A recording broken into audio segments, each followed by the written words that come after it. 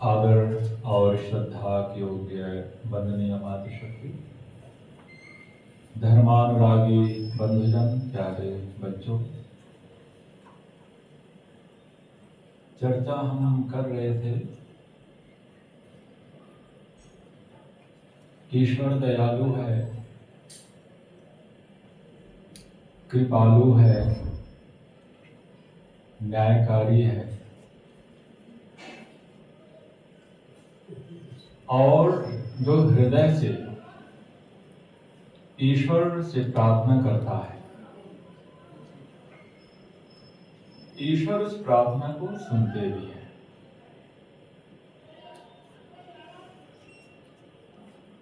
तो जीवन में अनेक घटनाएं घटती हैं और जिनको देख करके कभी कभी शंका उठती है कि ईश्वर रक्षा कर रहे हैं या नहीं।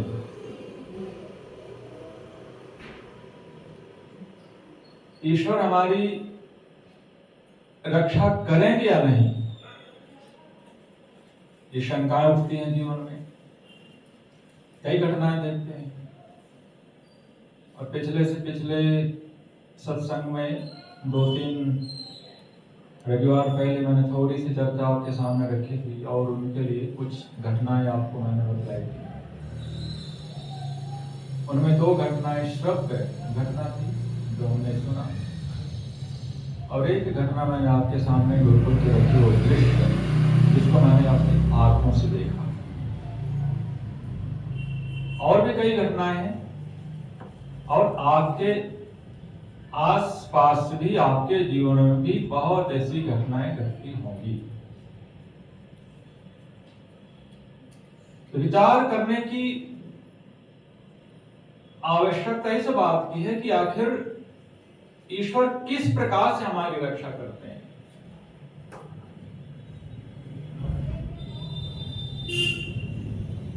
जैसे मैंने गुरुकुल की घटना आपको बतलाई,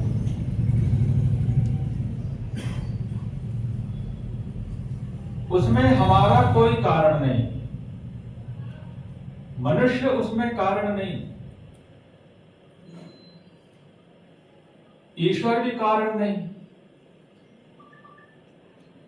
और प्रकृति भी कारण नहीं। उसमें जो पूरी छत गिरी उसमें हम कारण नहीं थे। और बहुत गहराई से चिंतन किया जाए तो ईश्वर भी कारण नहीं, क्योंकि वह प्रकृति जन्य वो घटना नहीं है और हमारे द्वारा भी घटित वो घटना नहीं है। क्योंकि ईश्वर के अधीन क्या है? ये पूरा जगत है, ये पूरा संसार है, पूरा ब्रह्मांड है, ईश्वर के अधीन है।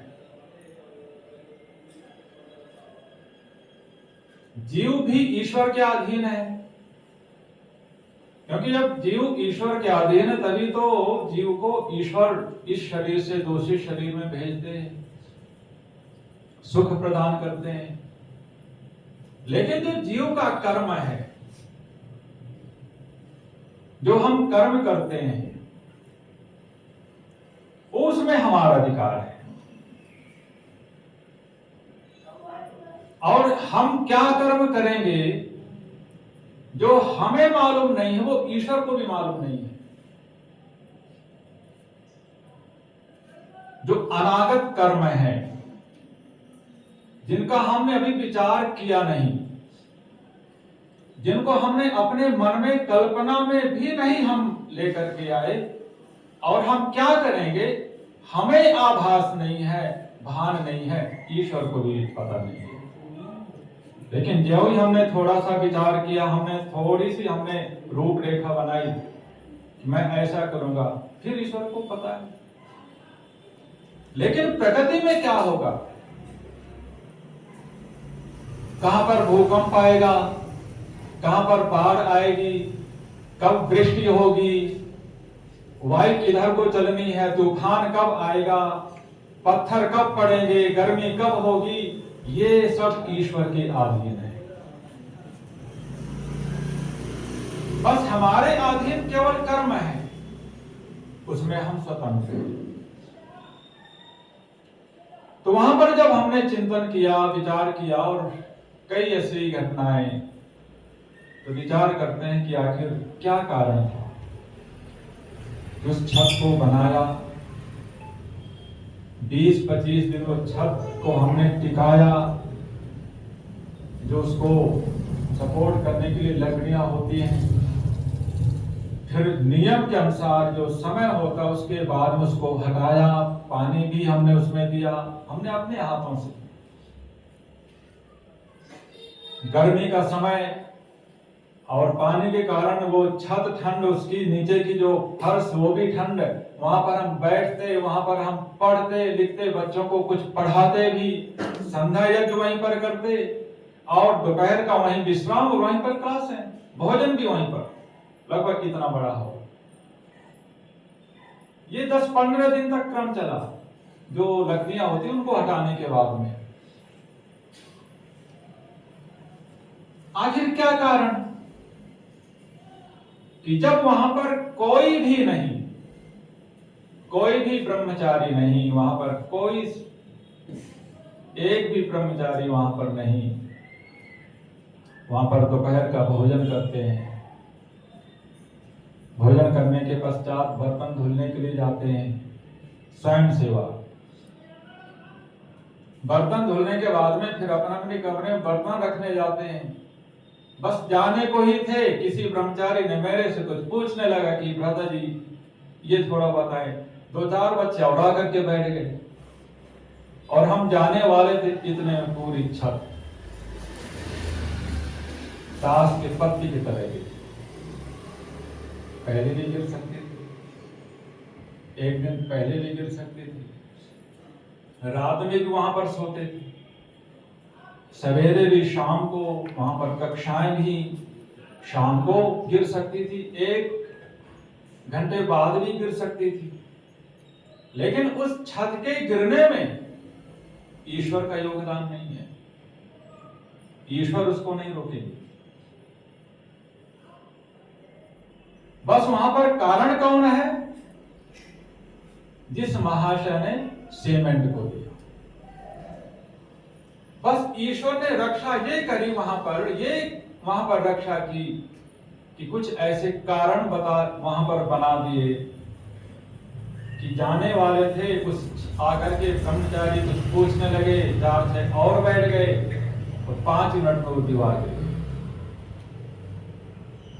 तो मन में ये भाव आया कि नहीं, ईश्वर रक्षा करने वाले तो हैं, लेकिन रक्षा कब करेंगे? जब इंद्रस्य युज्यः सखा, हम ईश्वर को अपना, इंद्र माने जीव जब ईश्वर को अपना सखा बना ले, जब सखा बना ले, मित्र बना ले, तो ईश्वर वहां पर प्रेरित करेंगे, आकर के हमारा हाथ नहीं पकड़ेंगे कि नहीं ये कार्य नहीं करना है, ये कर्म नहीं करना है, वहां पर हमारी बुद्धि को प्रेरित करेंगे। अंतर मन की जो आवाज होती है ना, कुछ ऐसी प्रेरणाएं मन में उत्पन्न हो जाना कि उस कार्य को करने के लिए हम तैयार हो जाते हैं, वो ईश्वर हमारी रक्षा कर रहे हैं। मां वहां पर गई बच्चे को लेकर के, ईश्वर ने रक्षा की होगी, किस रूप में? आप विचार करिए। जैसा हमने सुना कि वहां पर जब जाने के लिए तैयार थे तो वहां पर चेतावनी दी गई थी, और क्या चेतावनी? कि मौसम खराब है, तूफान आ सकता है, तूफान आ सकता है, चेतावनी दी गई। अब ये निर्णय उन लोगों को लेना है जो वहां पर जा रहे हैं, निर्णय उनको लेना है। जो हिमालय में जाते हैं ना, वो कौन सी सबसे ऊंची चोटी है जी? हर साल वहां पर जाते हैं लोग, और कुछ वहीं के वहीं रह जाते। जबकि वहां जाने के लिए सबका जो शरीर का जो संतुलन है, जो स्वास्थ्य है, सबका वहां पर टेस्ट होता है कि जाने योग्य है कि नहीं है। लेकिन वहां पर जाकर के कुछ लौट के आ गए, 20-25 लौट के आ गए, 1-2 वहीं पर रह गए, जबकि सब फिर थे वहां जाने के लिए। क्या कारण है? उस रास्ते को हमने चुना है, उस रास्ते का हमने चयन किया है। वहां पर जा तो रहे हैं, ईश्वर हमें प्रेरित कर रहे हैं कि ऐसा है, वहां पर जा सकते हो, नहीं भी जा सकते हो। बुद्धि के द्वारा ईश्वर हमारी रक्षा कर रहे हैं, प्रेरित करके। लेकिन अब वो निर्णय हमें लेना है, क्योंकि हम स्वतंत्र हैं कर्म करने के लिए। अब हमें जाना है नहीं जाना है, हम वहां पर जा रहे हैं, ये निर्णय हमारा है। इसका तात्पर्य है कि अब हम खतरे के क्षेत्र में जा रहे हैं। अब ईश्वर रक्षा कैसे करेंगे वहां पर? ईश्वर ने तो हमें प्रेरित किया। वहां पर लोगों ने कहा कि तूफान आ सकता है, मौसम खराब है, लेकिन फिर भी वहां पर पहुंचे। अब ये स्वयं पर निर्भर करता है। ईश्वर का कार्य है प्रेरित करना। बुद्धि ईश्वर ने इसलिए दी है कि बुद्धि पूर्वक, विवेक पूर्वक कर्म को करो। विवेक पूर्वक कर्म को करेंगे तो सफल होंगे, आगे बढ़ेंगे। विवेक शून्य होकर के कर्म करेंगे तो फिर उसमें असफल हो जाएंगे। तो ईश्वर हमारी रक्षा करते हैं प्रेरणा देकर के। ईश्वर हमारी रक्षा करते हैं शुभ कर्म की ओर हमें अग्रसर करके। स्वामी दयानंद जी ने रास्ते को चुना था। उस समय में किसका साहस कि इस्लाम की गलतियों को पुस्तक में लिख करके पूरे विश्व के सामने रख दे। उस समय किसका साहस कि ईसाई धर्म में जो संप्रदाय में जो कमियां हैं, जो विशाल कमियां हैं, उनको बदला करके पुस्तक के सामने, लोगों के सामने रखें। लेकिन स्वामी जी ने उस रास्ते को चुना, उसका चयन किया कि नहीं, मैं इस रास्ते पर जाऊंगा। और उस रास्ते पर चलते हुए अब जो भी कुछ होगा अब वो उन पर निर्भर है। एक सीमा तक ईश्वर रक्षा कर सकते हैं, एक सीमा तक। कहीं पर कोई तलवार लेकर के आया, स्वामी जी के ऊपर ऐसे किया, स्वामी जी ने तलवार पकड़ करके उसको 2 टुकड़े कर दिए, वो व्यक्ति वहां से चला गया। गंगा के किनारे ध्यान में निमग्न है, 2-3 पहलवान आकर के स्वामी जी को यहीं पकड़ के डुबो देते हैं। वो लेकर के पकड़े, स्वामी जी ने उनको दबा के 2-3 मिनट वहीं बैठे रहे। जब देखा कि अब ये छटपटाने लगे, फिर वहां से छोड़ा, वो भाग करके चले गए। अनेक अनेक सैकड़ों ऐसी घटनाएं हैं जहां पर स्वामी जी सुरक्षित हुए। किसने सुरक्षा की? लेकिन अब रास्ता उन्होंने चुना है ना, इस रास्ते पर मैं चलूंगा। और इस रास्ते पर चलते हुए अब यदि कुछ होगा तो फिर उसमें स्वामी जी को उसमें फिर अपना उनका खुद का सामर्थ्य है। ईश्वर ने रक्षा किया, प्रेरित किया। किस रास्ते पर चलना चाहते हो? कि मैं इस रास्ते पर चलना चाहता हूं। वंदा वैरागी ने चयन किया कि नहीं, मैं इस रास्ते पर चलूंगा। वहां पर विकल्प था कि यदि बच सकते हो, लेकिन रास्ता को उन्होंने चुना कि नहीं, मैं इस रास्ते पर चलूंगा।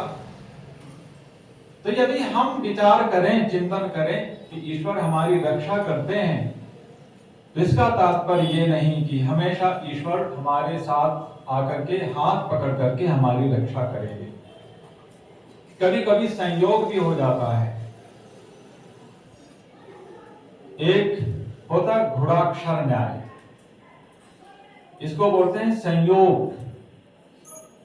जैसे मान लीजिए कि मैं एक अन्न लूं और सामने एक गिलास रखा हुआ है, इसमें मैं ऐसे फेंके मारूं तो पड़ भी सकता और नहीं पड़ेगा। अब यदि मैं मुट्ठी भर अनाज लेकर के और ऐसे फेंकूं तो उसमें 2-3 अन्न गिलास में पड़ जाएंगे। इसका क्या मतलब हुआ कि क्या उन 2-3 अन्न के टुकड़ों का भाग्य था कि उसमें पड़ना? वो तो पड़ गए उसमें। जहाज जब क्रैश हुआ तो उसमें एक व्यक्ति बच गया। अब हम ये नहीं कह सकते कि ईश्वर ने उसको बचाया और बाकी को मार दिया। वो तो गुणाक्षर न्याय हो गया कि संयोगवश वो बच गया। और हमने ये कल्पना कर ली कि 11 नंबर की जो सीट है वो बहुत भाग्यशाली है, वो बहुत सुंदर सीट है। तो लोग प्रयास करने लगे कि मुझे यही वाली सीट मिले। कंपनी वालों ने भी उसके रेट बढ़ा दिए कि चलो कहां तक चलोगे। तो परमपिता परमेश्वर रक्षा करते हैं। सब जगह मंत्रों में आता है कि प्रभु हमारी रक्षा करो, और यहां तक कि पशून पाही, हमारे पशुओं की भी रक्षा करो।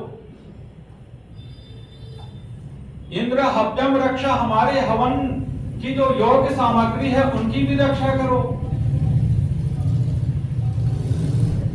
प्रभु हमसे, दूसरों से हमारी रक्षा करो, दुष्ट लोगों से हमारी रक्षा करो। अब प्रार्थना हम कर रहे हैं रक्षा करने की, तो इसका तात्पर्य है कि ईश्वर तो रक्षा करेंगे ना, लेकिन रक्षा कब करेंगे? ईश्वर को हम अपना सखा बना लें। हम कौन से रास्ते पर चलना चाहते हैं, किस रास्ते पर चलना चाहते हैं, ये निर्णय हमें लेना है। हमें श्रेय रास्ते पर चलना है या प्रेय रास्ते पर चलना है।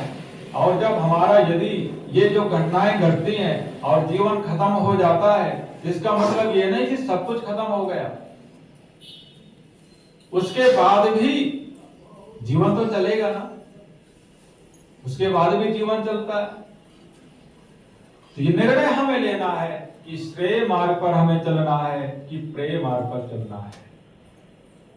वहां पर भी हमें निर्णय लेना है कि तूफान आने वाला है, अब हमें समुद्र में जाना है कि नहीं जाना है, हिमालय में जाना है कि नहीं जाना है, हमारा निर्णय है। हम कदम उठा रहे हैं। ऐसे ही हमें इस जीवन में निर्णय लेना है कि हमें श्रेय के रास्ते पर चलना है कि प्रेय के रास्ते पर चलना है।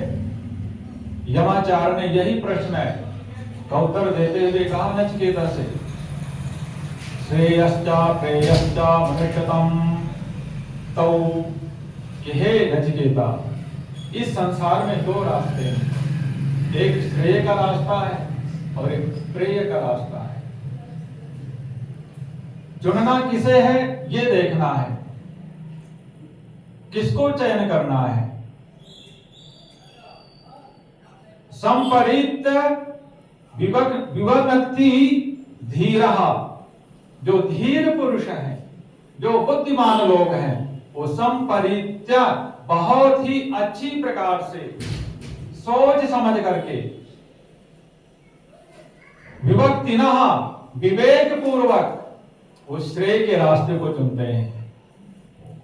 श्रेय का रास्ता ईश्वर की ओर ले जाने वाला, प्रेय का रास्ता इस संसार में ही घुमाने वाला, श्रेय का रास्ता आत्मा को आनंद दिलाने वाला, प्रेय का रास्ता शरीर को सुख देने वाला, श्रेय का रास्ता आत्मा की उन्नति कराने वाला, प्रेय का रास्ता शरीर को ही पालन पोषण करने वाला।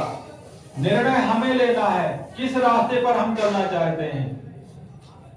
श्रेय के रास्ते पर चलेंगे तो वहां पर भी हमें कष्ट मिलेगा, प्रेय के रास्ते पर चलेंगे वहां पर भी हमें कष्ट मिलेगा।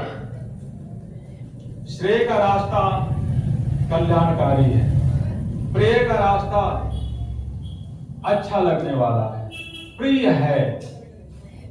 मान लीजिए अभी आपके सामने 2 थाली आ जाए, एक थाली में क्या हो, मान लीजिए एक थाली में जलेबी है या छोले भटूरे हैं, और एक थाली में, एक प्लेट में चने की रोटी है और लौकी की सब्जी है। आप किसे चुनेंगे?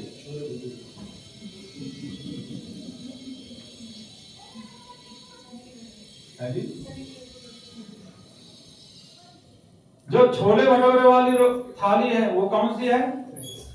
प्रे की है। और जो दाल और लौकी की सब्जी है वो कौन सी है? वो श्रेय की। चुनना हमें। वहां पर नचिकेता से कहते हैं कि हे नचिकेता, जो बुद्धिमान व्यक्ति है, जो समझदार व्यक्ति है, वो तो श्रेय के रास्ते को चुनता है। और जो प्रेयो मंदो योग क्षेमात, जो मंद बुद्धि वाला है, जो कम समझदार है, वो फिर प्रेय के मार्ग को चुनता है। ऐसा नहीं है कि केवल इस संसार में रहते हुए हमें दुख है, सांसारिक कर्मों को करते हुए हमें दुख है, आध्यात्मिक के रास्ते पर चलते हुए हमें कष्ट हो सकता है, हमें परेशानी हो सकती है, लेकिन जो श्रेय का रास्ता है वो हमें आनंद को दिलाने वाला है, और जो प्रेय का रास्ता है वो हमें केवल संसारिक सुख को देने वाला है। न्याय दर्शन में ऋषि कहते हैं कि ईश्वरः कारणम पुरुष कर्मा फल दर्शनात्, कि ईश्वर कारण है किसका? पुरुष के कर्म को अफल करने का। यहां पर दूसरे तरीके से बतलाया है। यहां पर यह नहीं कहा कि ईश्वर कारण है जीव के, पुरुष के फल को देने का। यहां पर बतला है कि ईश्वर ही कारण है किसका? पुरुष कर्म अफल दर्शनात्, जो हम कर्म करते हैं उसमें हम सफल ही होंगे ये आवश्यक नहीं है।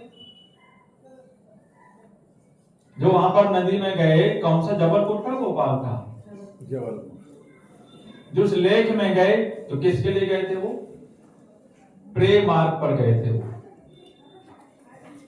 केवल शारीरिक या मानसिक मनोरंजन के लिए, मनोरंजन के लिए गए, आत्मरंजन के लिए नहीं, केवल मनोरंजन के लिए। क्या सोच करके कि जाएंगे, घूमेंगे, दृश्य देखेंगे, आनंद आएगा, सुख मिलेगा, लेकिन सुख तो नहीं मिला। जिस फल की उन लोगों ने कामना की थी वो अफल हो गया। ऋषि ने कहा कि जो व्यक्ति कर्म करता है मन से, बुद्धि से, इंद्रियों से, जो चेष्टा करता है, उस चेष्टा के पश्चात जो हमें अफल, जो हमें असफलता मिलती है, उसका कारण ईश्वर है। अर्थात जो जीव कर्म करता है, मनुष्य कर्म करता है, उसमें मनुष्य का पूरा उसमें सामर्थ्य नहीं है। एक क्लास में 100 बच्चे बैठते हैं, समान मेहनत करते हैं, परिश्रम करते हैं, खूब मेहनत करते हैं, लेकिन उसमें कुछ सफल हो पाते हैं, कुछ असफल हो पाते हैं, असफल हो जाते हैं। जो सफल होते हैं उसमें से बहुत कुछ अच्छे नंबरों से सफल होते हैं, कुछ मध्यम से। दूसरे रूप में आप समझे, यदि किसी घर में जुड़वा बच्चे हुए, एक मां का गर्भ दोनों को प्राप्त हुआ, दोनों का एक जैसा पालन पोषण हुआ, दोनों को एक जैसे विचार प्राप्त हुए, एक जैसा भोजन साधन प्राप्त हुआ, एक जैसा वातावरण प्राप्त हुआ, एक जैसा खान पान व्यवहार, एक ही साथ में दोनों को पढ़ना लिखना। लेकिन आगे चलकर क्या होता है कि एक तो स्वस्थ रहता है और एक बहुत ही रुग्ण हो जाता है। आखिर क्या कारण हो गया? जबकि दोनों का एक जैसा है,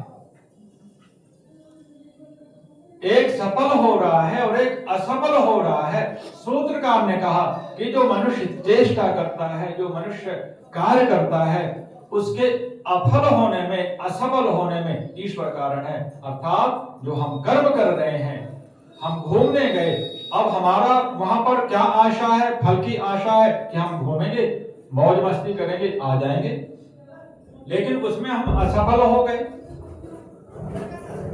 तो हम उसके कारण हैं क्या? क्यों जी, कौन कारण है?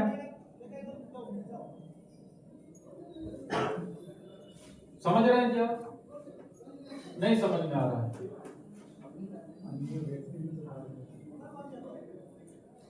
सूत्रकार कहता वहां पर ईश्वर ही कारण है। मन से, इंद्रियों से, बुद्धि से जो हम चेष्टा कर रहे हैं और उसके पश्चात भी हम असफल हो रहे हैं, उसके पीछे फिर ईश्वर कारण है।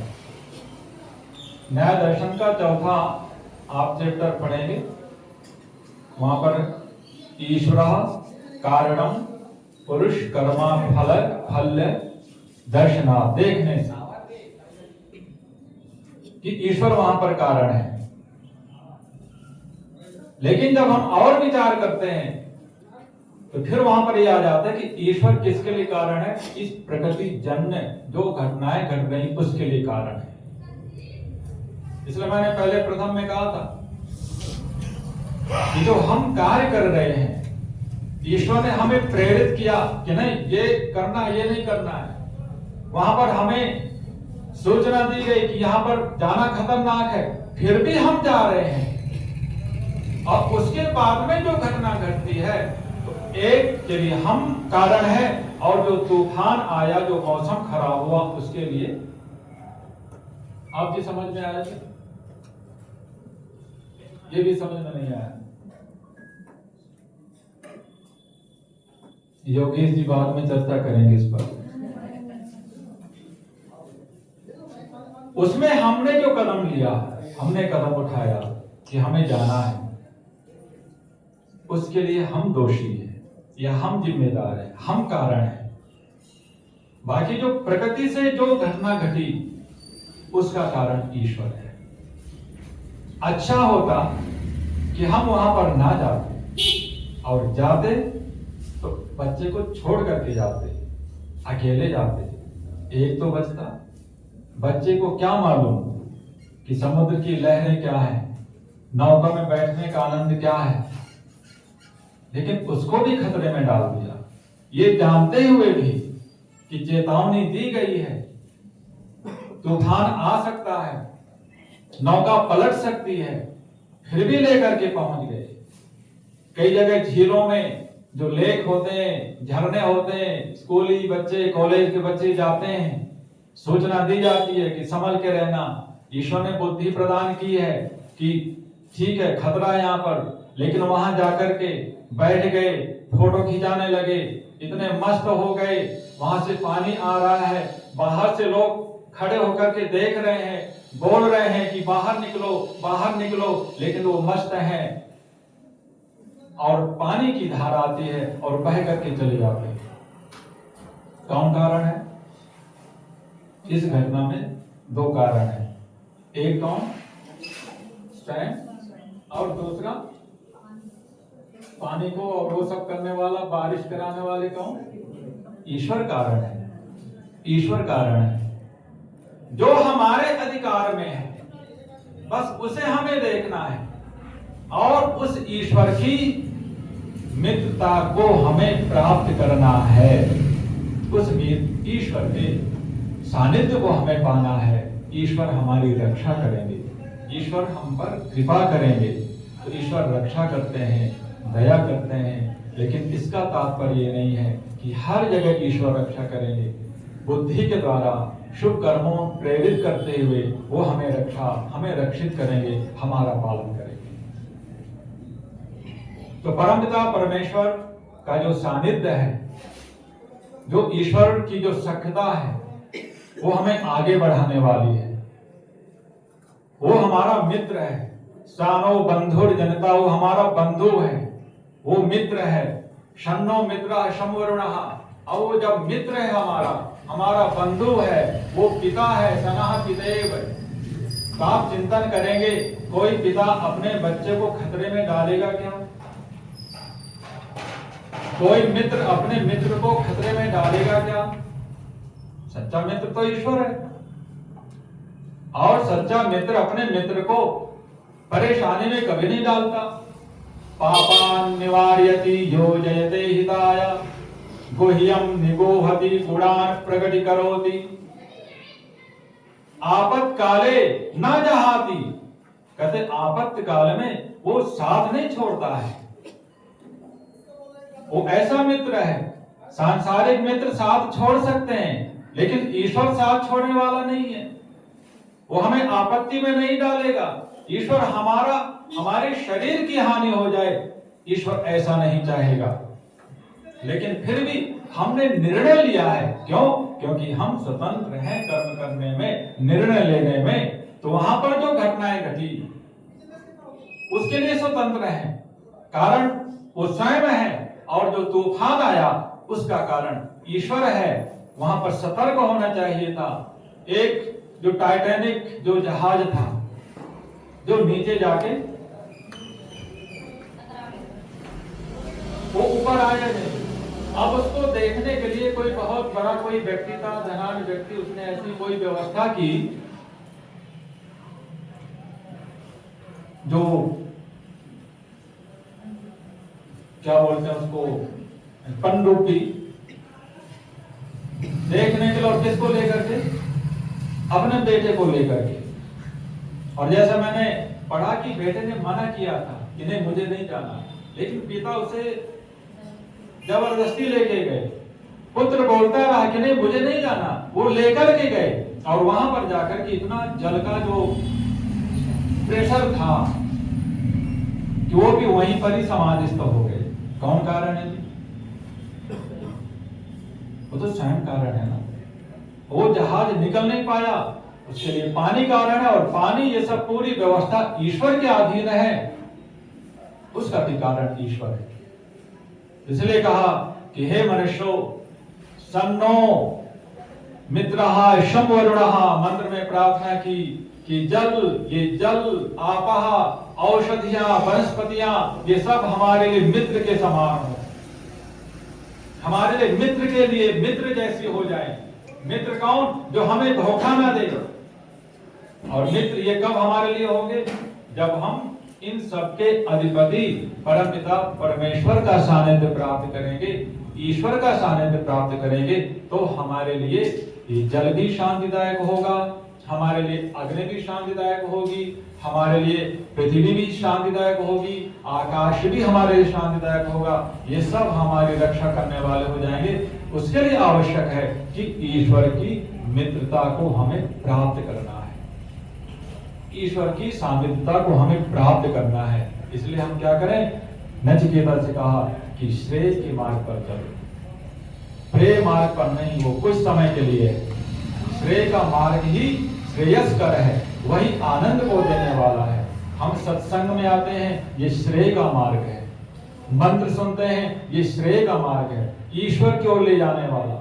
आलस्य के कारण घर में बैठ गए, वो प्रेय का मार्ग है कि चलो आज फिल्म देखने चलते हैं, वो प्रेय का मार्ग है। वो संसार में चक्कर लगाने के लिए वो पर्याप्त है। सत्संग में आ रहे हैं, ये श्रेय का मार्ग है, ईश्वर की ओर ले जाने वाला है, ये हमें चुनना है। और जब हम ईश्वर की ओर चलने के लिए तत्पर होंगे, तो फिर ईश्वर हमारी रक्षा करेगा, हमें प्रेरित करेगा, ये कार्य करना है, ये कार्य नहीं करना है। और उस जो अंदर से आने वाली जो आवाज है, बस उसको हमें पहचानना है। और वो पहचानेंगे तभी जब हम ईश्वर का ध्यान करेंगे, चिंतन करेंगे, तो हम सब ईश्वर की सख्यता को प्राप्त करें, श्रेय के रास्ते पर चलते रहें और बाकी ईश्वर के अधीन छोड़ दें। ईश्वर रक्षा करने वाले हैं। आप मंत्रों को पढ़ेंगे, प्रायः हर एक मंत्रों में स्वामी दयानंद जी के भाष्य में वहां पर ईश्वर से रक्षा की कामना की गई है, दुष्ट पुरुषों से रक्षा की कामना की गई है, और भी अनेक प्रकार की रक्षा की कामना की गई है। तो संभव तभी है जब हम ईश्वर की सामीप्यता को प्राप्त करेंगे, ईश्वर के सानिध्य को प्राप्त करेंगे। तो आप सब ऐसी श्रेय के रास्ते पर चलते रहें, ईश्वर की सख्यता को आप प्राप्त करते रहें और जीवन का कल्याण करते रहें। आप सबका धन्यवाद।